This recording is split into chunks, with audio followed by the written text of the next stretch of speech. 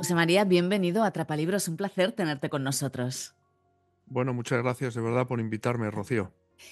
Vamos a hablar de tu último libro, Los 12, donde abordas historias y misterios de los apóstoles que, como tú explicas, son hombres con historias humanas y complejas. ¿Qué te motivó a escribir sobre ellos? Pues precisamente lo que tú acabas de decir, Rocío, sus historias humanas y complejas. Es decir, son personas de carne y hueso. Hay muchos que creen que los apóstoles pues eran unos santos a los que había que poner encima de un pedestal aquí en la tierra, ¿no? Y santos no hay ninguno en la tierra, ¿no? Y eran hombres con sus miserias, con sus defectos, y al mismo tiempo unos grandes desconocidos.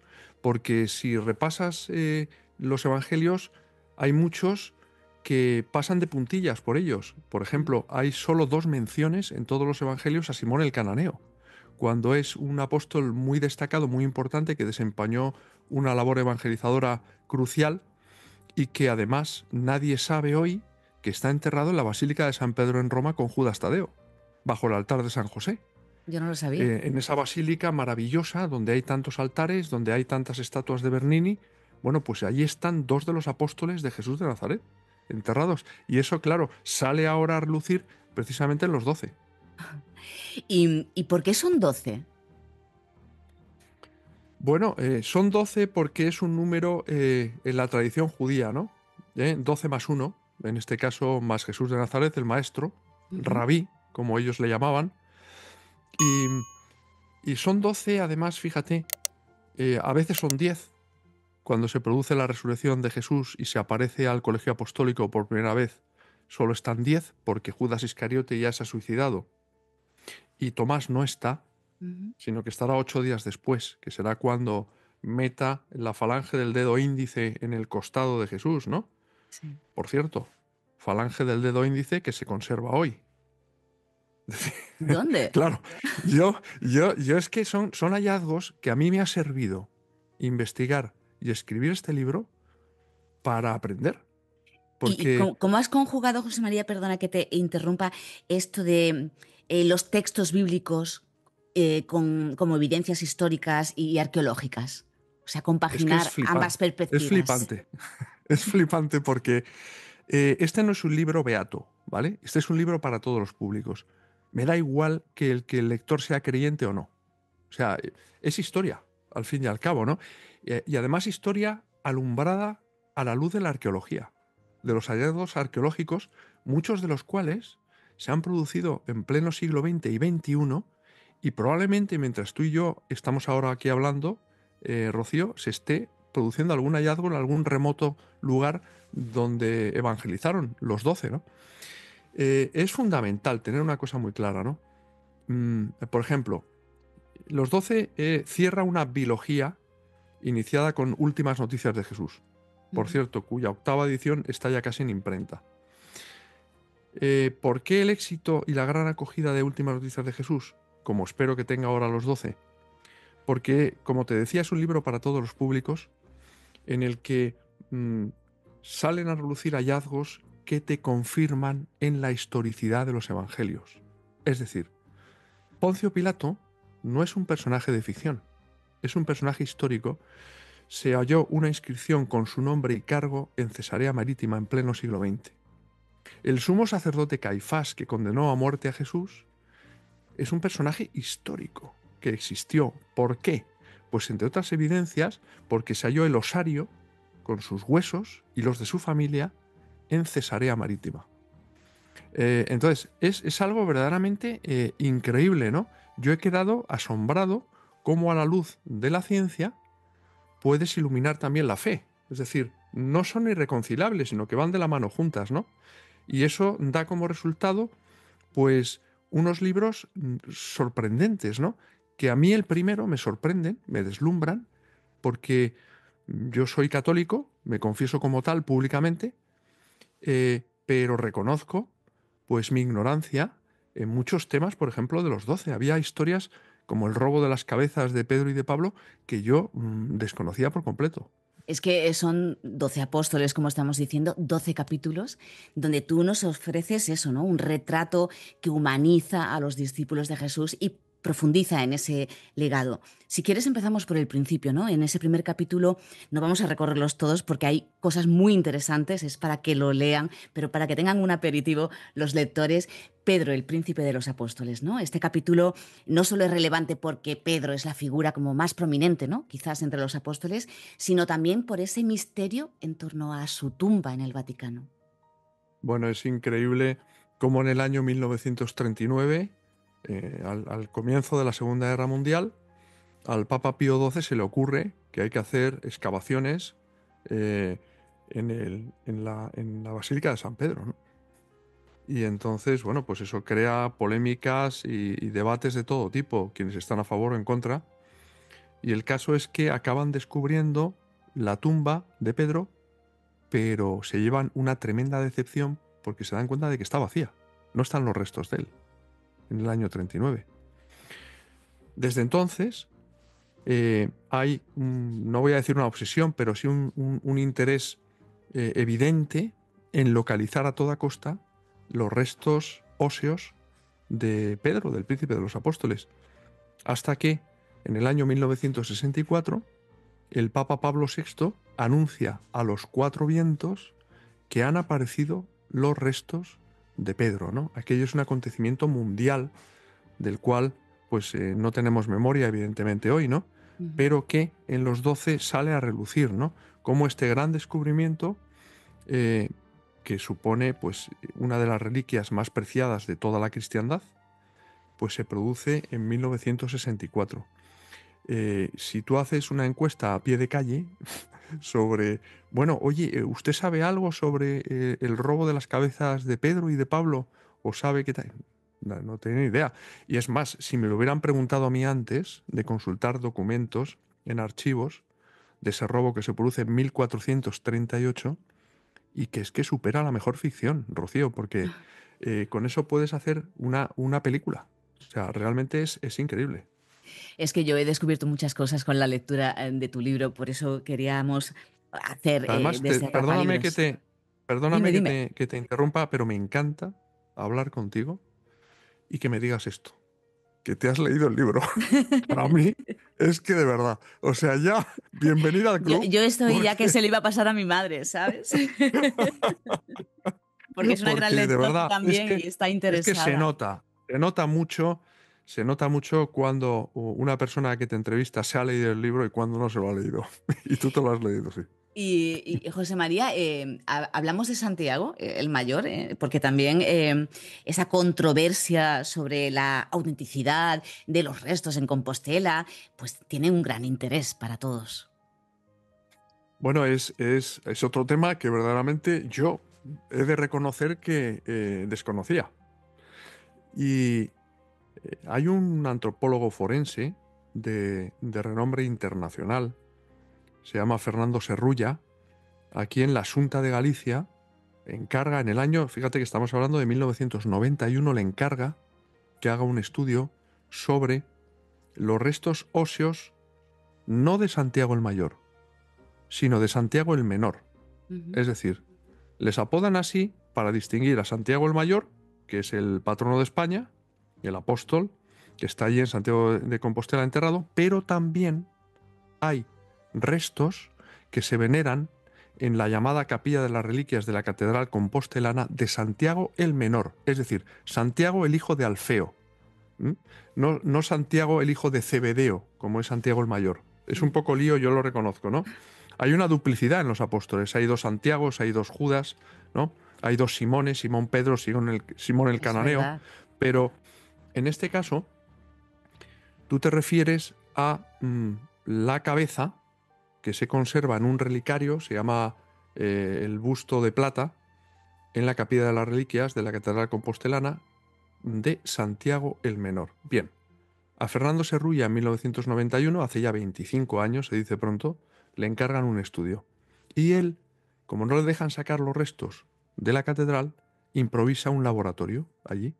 Y durante 10 días, eh, a- a- con el microscopio, con todos los utensilios que manejan los antropólogos forenses, analiza, escudriña escrupulosamente los restos de la cabeza es decir, no está el cráneo completo, hay parte del cráneo y además hay fragmentos chamuscados porque ha habido varios incendios a lo largo de la historia, pero logra averiguar que esos restos ante los que se han arrodillado incluso millones de peregrinos a lo largo de estos últimos años en Santiago de Compostela, no son los de Santiago el Menor. Esa cabeza no es la de Santiago el Menor. ¿Qué hace Fernando Serrulla? Se documenta. ¿Cómo murió Santiago el Menor? ¿Y cómo murió Santiago el Mayor? Fernando Serrulla analiza esos restos y llega a la conclusión de que han sido golpeados con un instrumento cortante, es decir, una espada, por ejemplo, ¿no? Y así es como muere Santiago el Mayor, ¿m? Por orden de Herodes Agripa en Jerusalén, es decapitado. Pero Santiago el Menor fallece como consecuencia de los golpes propinados por un batanero, ¿no? Con una maza de batanero, ¿no? Y eso a él le llega a concluir que la cabeza de Santiago el Menor no es la de él y que pudiera ser, en todo caso, la de Santiago el Mayor, es decir, la de los restos que están también ahí sepultados en la Catedral de Santiago de Compostela. Oye, y si hablamos de Judas, pero Judas Iscariote, también ahí tenemos como preguntas del tipo, ¿fue un traidor por naturaleza o su papel era parte de un plan divino? ¿Cuál es tu interpretación desde esa perspectiva histórica que estamos comentando? Bueno, vamos a ver, ¿por qué elige Jesús a Judas Iscariote? Es decir, entre otras cosas, porque Judas Iscariote no es un hombre malvado desde el inicio. Es decir, Judas Iscariote, como el resto de los apóstoles, de los 12, evangeliza e incluso llega a curar enfermos en el nombre de Jesús. ¿Sí? Claro, es decir, si no, ¿por qué le va a elegir? Porque él acompaña a los apóstoles en esa misión evangelizadora, ¿no? Él es uno más de ellos, ¿no? Él no despierta sospechas hasta el final.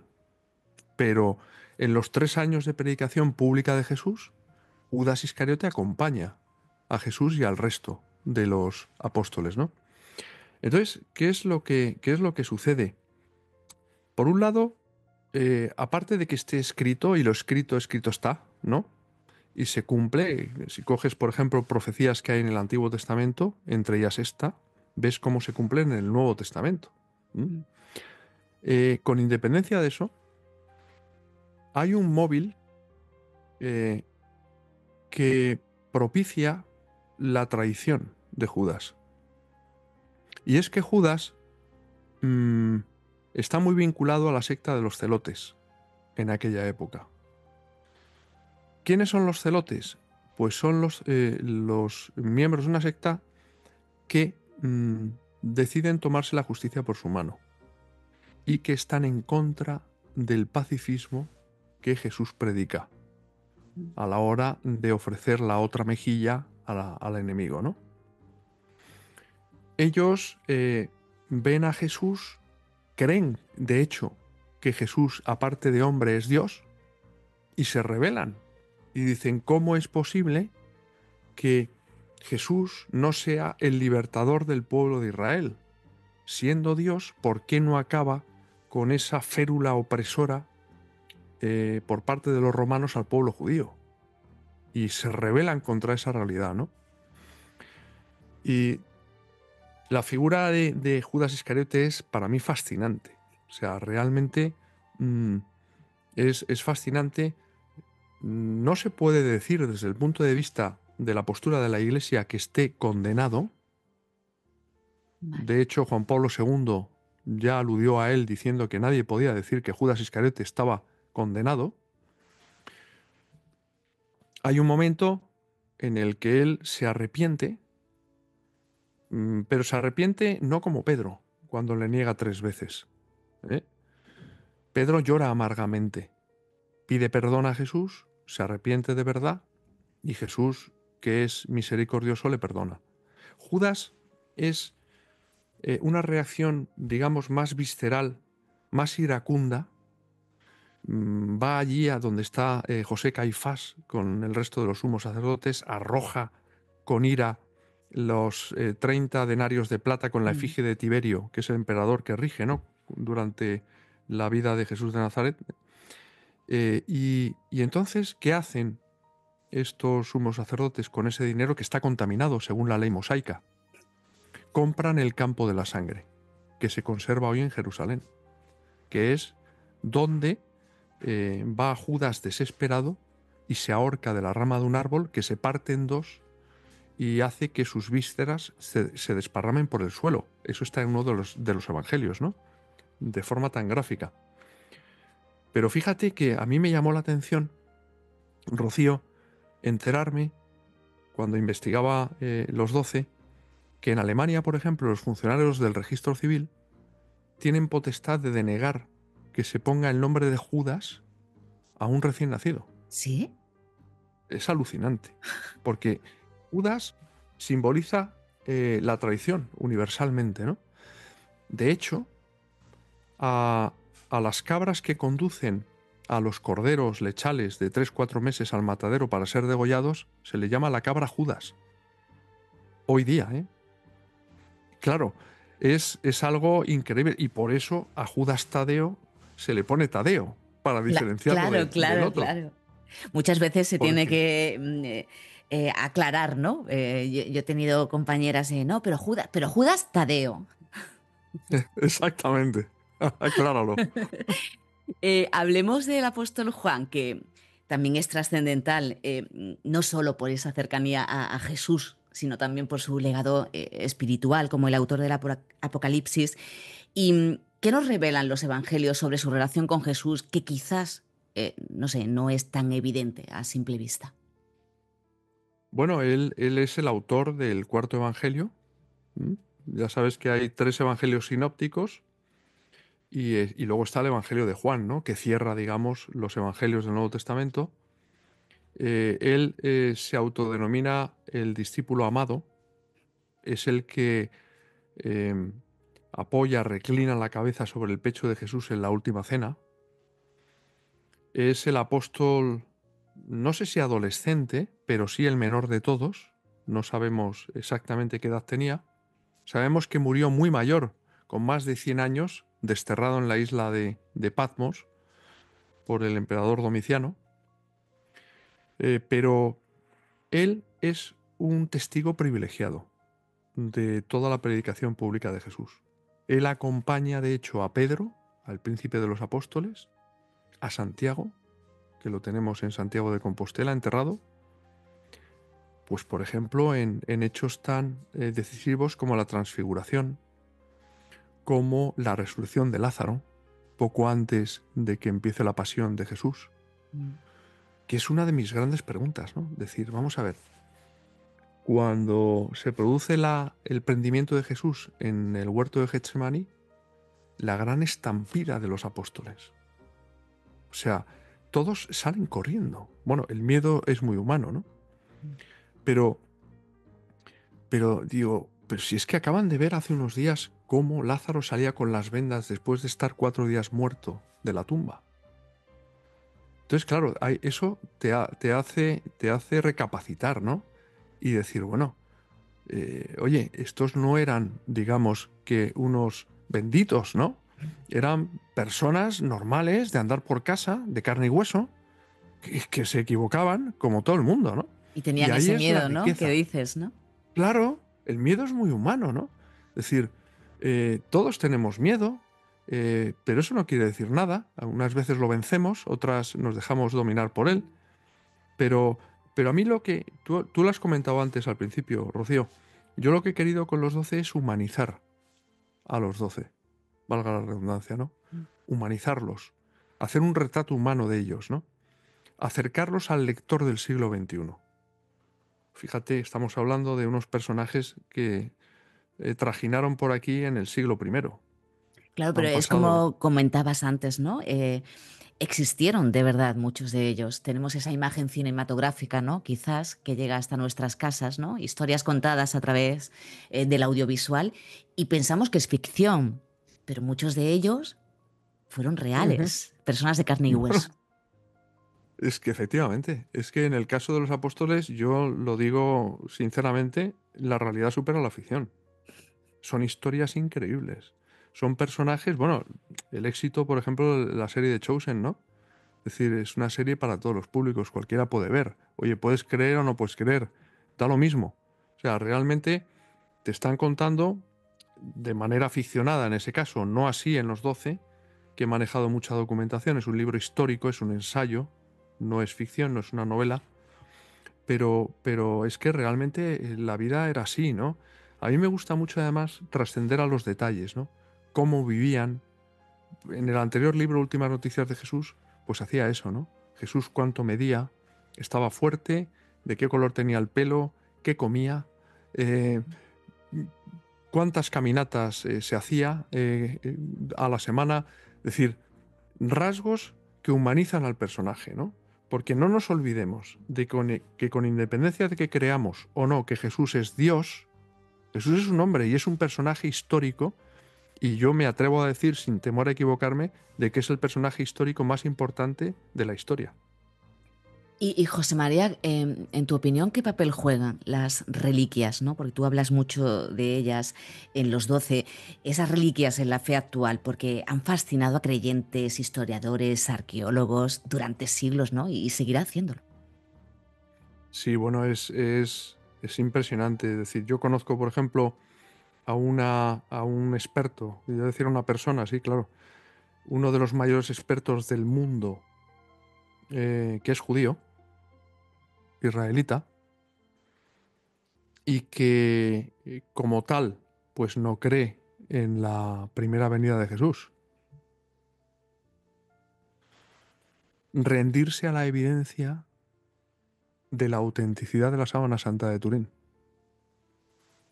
O sea, es que, claro, después de estar años y años y años investigando, haciendo pruebas, claro, cuando suceden estas cosas, verdaderamente te das cuenta que las reliquias, y esa yo creo que es una de las más grandes que se conservan en la actualidad, pues te afianzan, si cabe más, ¿no?